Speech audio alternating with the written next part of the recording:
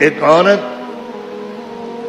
اپنے جوان بیٹے کے ساتھ ایک لمبے سفر پر نکلے. اونٹ کا سفر ہوتا تھا. ایک بستی سے وہ عورت گزری. وہ ماں اور بیٹا ایک علاقے سے گزرے تو انہوں نے دیکھا کہ ہزاروں کا مجمع ہے. ایک میدان میں ہیں سب ننگے سر کھڑے ہوئے اور آوازیں آ رہی ہیں. تو ماں نے کہا بیٹا ذرا جا کر دیکھ کے آؤ کیا بات ہے. یہ اتنا بڑا مجمع میدان میں کھڑا ہے. تو بیٹے نے آ کر ماں کو بتایا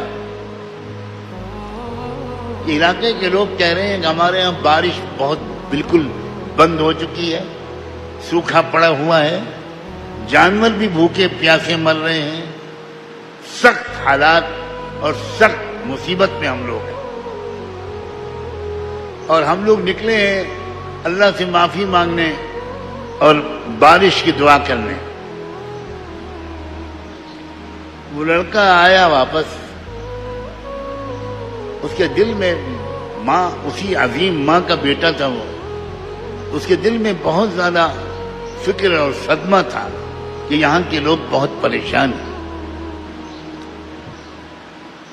اب بیٹے نے کیا کیا, اپنی ماں کے برقعے یا اپنی ماں کی آنچل کا کونا پکڑا اور دعا کرنی شروع کی کہ اللہ اللہ اگر یہ میری ماں پاک دامن ہے تو میری اس ماں کی پاک دامنی کے وسیلے سے میں آپ سے بھیک مانگتا ہوں کہ اس بستی پر اپنی رحمت نازل فرما, اپنی رحمت نازل فرما, اپنی رحمت نازل فرما. مانگتا رہا, دعا مانگتا رہا, مانگتا رہا. تھوڑی دیر کے بعد کالی گھٹا چھائی اور زبردست موسلادھار بارش شروع ہو گئی. اسی مجمع میں ایک بزرگ تھے, صاحب دل, صاحب نظر. انہوں نے دیکھا کہ دور ایک اونٹ پر ایک خاتون بیٹھی ہوئی ہے اور دعا میں اس کے ہاتھ اٹھے ہوئے ہیں, اور وہ لڑکا جو ہے ماں کی آنچل یا دوپٹے سے یا برقعے سے چمٹا ہوا رو رہا ہے, دعائیں کر رہا ہے.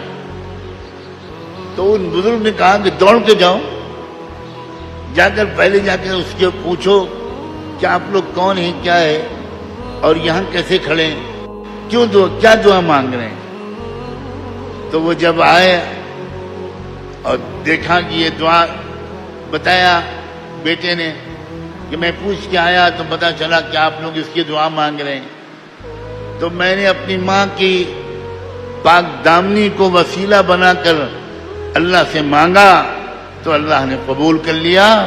اے بہنوں, اے بچیوں, تمہاری پاک دامنی امت کے حالات کو بدل سکتی.